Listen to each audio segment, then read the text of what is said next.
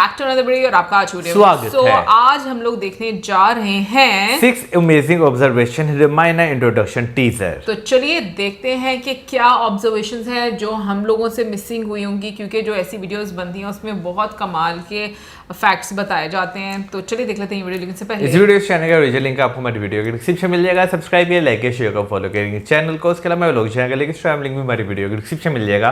Subscribe करिए, like करिए, share करिए, फॉलो तो करें। चलिए देख लेते हैं ये video. Welcome to social. Ramayana का फर्स्ट ग्लिम्प्स आ चुका है एंड आई थिंक इस फिल्म से एक new era of film making शुरू होने वाला है। If the final product is great then I think we can even break international barriers with our films, क्योंकि डीनेट जैसा Oscar winning VFX studio, Ranbir Kapoor और यश जैसे एक्टर्स जो अपने करियर के पूरे पीक पे हैं, इसके अलावा ए.आर. रहमान और Hans Zimmer working together, seriously दोनों भाई दोनों तबाही। This is huge for Indian cinema in every way. So इसके टीजर को मैंने बहुत ध्यान से देखा and I have got 6 observations for you. So let's discuss. Video को एंड तक जरूर देखना।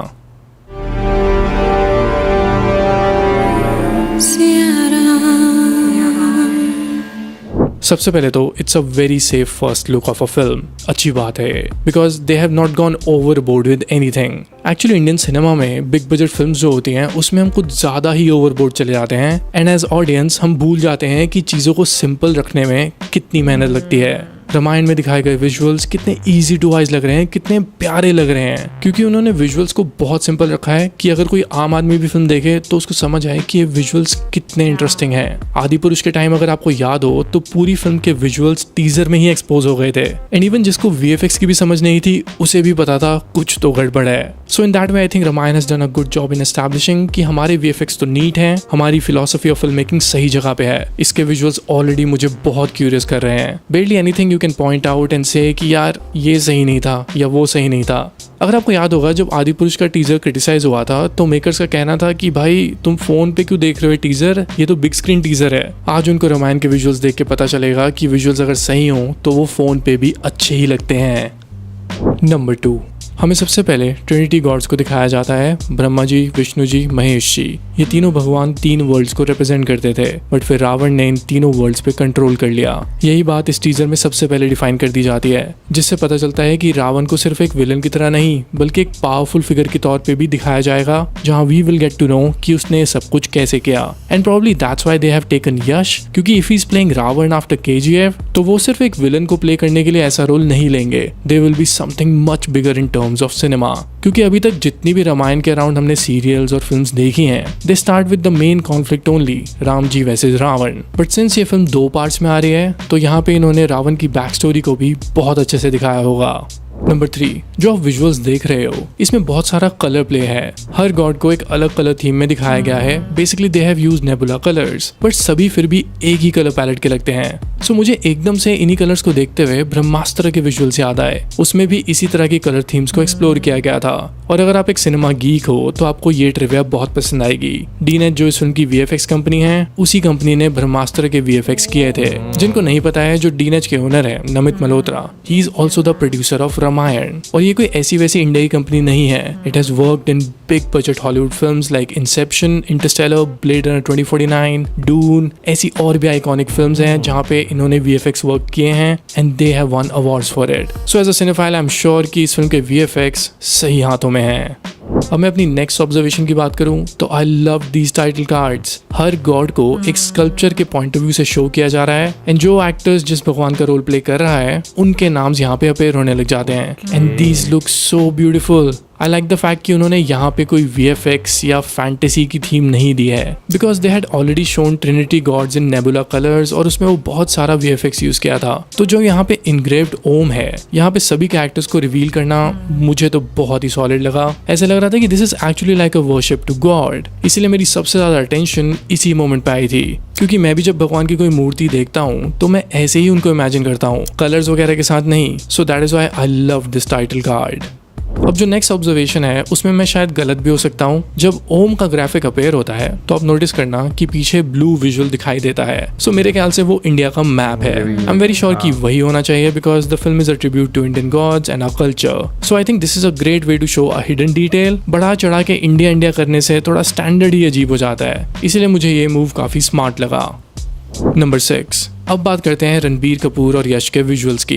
देखो अभी इट्स टू अर्ली टू से, आई एम वेरी श्योर कि अभी फिल्म पे बहुत सारा काम बाकी है, अभी तो उन्होंने सीरियसली विजुअल्स पे काम करना शुरू ही किया होगा, बट जितना भी मेरा सिनेफाइल माइंड नोटिस कर रहा है, it's going to be something really different for the audience. Story telling wise तो हमें सब कुछ पता ही होगा, बट इसके जो विजुअल्स हैं वो सबसे ज़्यादा ध्यान रखने चाहिए, बिकॉज जब भी मेन स्ट्रीम फिल्म में विजुअल्स देखते हैं ना, वो बहुत रूटीन होते हैं। चाहे आप कोई VFX की फिल्म भी देख लो, रामायण के विजुअल्स इन्होंने यहाँ पे फुल स्क्रीन रेशो में दिखाए हैं, और ये एक नया एक्सपीरियंस हो सकता है। और ये जो रणबीर और यश के शॉट्स हैं, ये लाइव एक्शन विजुअल्स हैं। अगर आप थोड़ी बहुत वीडियो गेम्स खेलते हो तो उनकी जो इंट्रोडक्शन होती है कैरेक्टर्स की, तो वहाँ पे भी लाइव एक्शन टेक्निक का यूज किया जाता है। तो यहाँ रामायण का टीजर देखते हुए भी आपको थोड़े गेम विजुअल्स की वाइब आ सकती है। मैं थोड़ा आपको डिटेल में समझाता हूँ। For example, look at these visuals of How to Train Your Dragon. ये पहले एक एनिमेटेड फिल्म थी और रिसेंटली इसकी लाइव एक्शन मूवी आई है with real actors. So basically live action films में रियल एक्टर्स होंगे, सेट्स ऑब्वियसली CGI मेड होंगे, and lot of shots and creations will be done by VFX। ऐसा हमने पहले इंडियन सिनेमा में इस लेवल पे तो नहीं देखा है। मोस्टली हमारे VFX इंटरनेशनल स्टैंडर्ड्स को तो टच नहीं कर पाए हैं। हमने हमेशा रीजंस दिए हैं कि बजट कम था या ये या वो, बट इस बार मुझे लग रहा है कि रामायण में विजुअल्स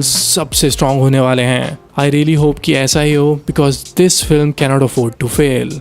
ऑलराइट देन, वीडियो खत्म करते हैं। ये तो थी मेरी कुछ observations around the first glimpse of Ramayana. आपको रामायण का फर्स्ट ग्लिम्स कैसा लगा मुझे कमेंट्स में जरूर बताना। इसके अलावा अगर आपने कोई हिडन डिटेल भी नोटिस किया है तो वो भी कमेंट जरूर करना। दूसरे लोग कमेंट्स पढ़ते हैं तो और भी अच्छा एक्सपीरियंस होता है कि यार ये तो नोटिस ही नहीं किया। So do drop your comments, I love reading them.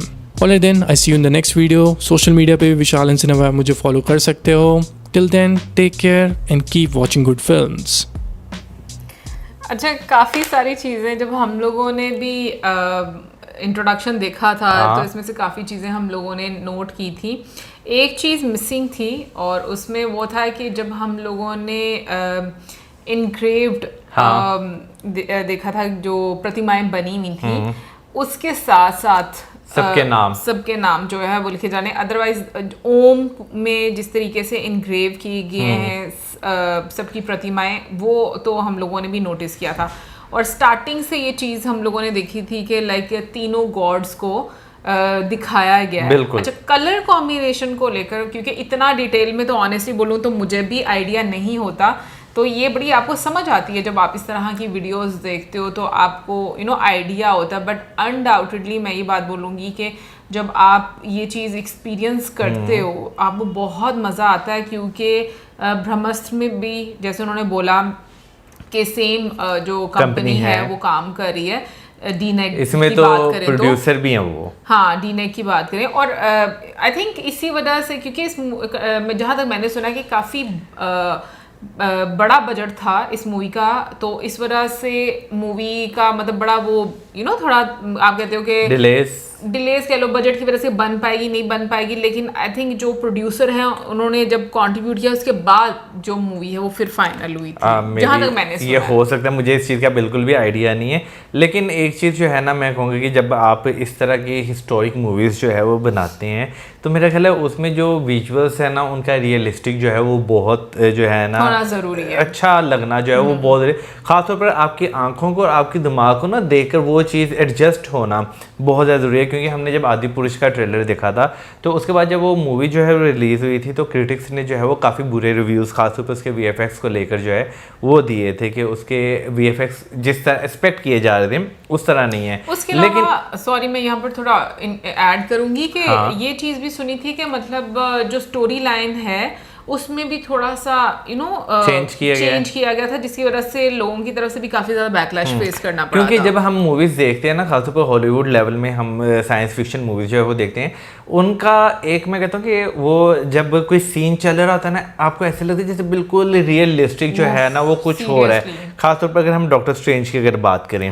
तो उसमें वो जेन में लास्ट में फाइनल डेस्टिनेशन भी जो है वो देखी है, उसमें भी डॉक्टर स्ट्रेंज वाली मुझे ज्यादा अच्छी लगी क्योंकि मल्टी यूनिवर्स मल्टीवर्स का उसमें concept मुझे काफी इसी खूबसूरत वजह था, से जो है ना, क्योंकि उसमें जिस तरह फौरन से चीज़ें जो है वो चेंज होती हैं, तो आपको जो है ना वो एक बड़े पर्दे पर वाकई वो बहुत रियलिस्टिक जो है वो लगती हैं। तो मेरा ख्याल है कि भाई अगर इस मूवी में जैसे एक बहुत बड़ी जो है कंपनी जो है वो बीच में शामिल है जो वीएफएक्स पे जो है वो काम जो है वो कर रही है, तो मेरा ख्याल है कि भाई आपको प्रोजेक्ट जो है ना एक अलग लेवल पर जो है वो देखने को जो है वो मिलेगा, क्योंकि आपका बजट जो है और आपके वीएफएक्स जो हैं वो बहुत इंपॉर्टेंट चीज़ यानी कि मैटर जो है यहाँ पर करते हैं कि कितनी खूबसूरती से जो है आप चीज़ों को दर्शा रहे हैं। जितने अच्छे वीएफएक्स होंगे, जितने स्मूथ होंगे, आँखों को और दिमाग को जितने वो अच्छे लगेंगे ना, आप परफॉर्म भी जो है उस चीज़ में उतना अच्छा कर पाएंगे। अच्छा, मैं एक चीज से बिल्कुल अग्री करूंगी जो बीच में बोला गया ना, आप जितनी सिंपल चीज रखते हो ना, इवन के सिंपल चीज को एग्जीक्यूट करना ज्यादा चैलेंजिंग होता है।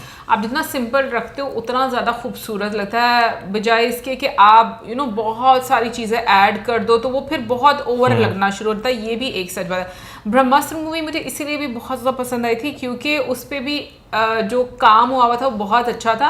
इनफैक्ट मूवी देखकर मुझे ऐसा लग रहा था बहुत छोटी मूवी है, उसका भी अभी नेक्स्ट पार्ट आना है। बिल्कुल, उसका भी एक पार्ट, क्योंकि उसमें जहाँ पे एंड हुई थी वहाँ से बता दिया गया था कि नेक्स्ट पार्ट आएगा।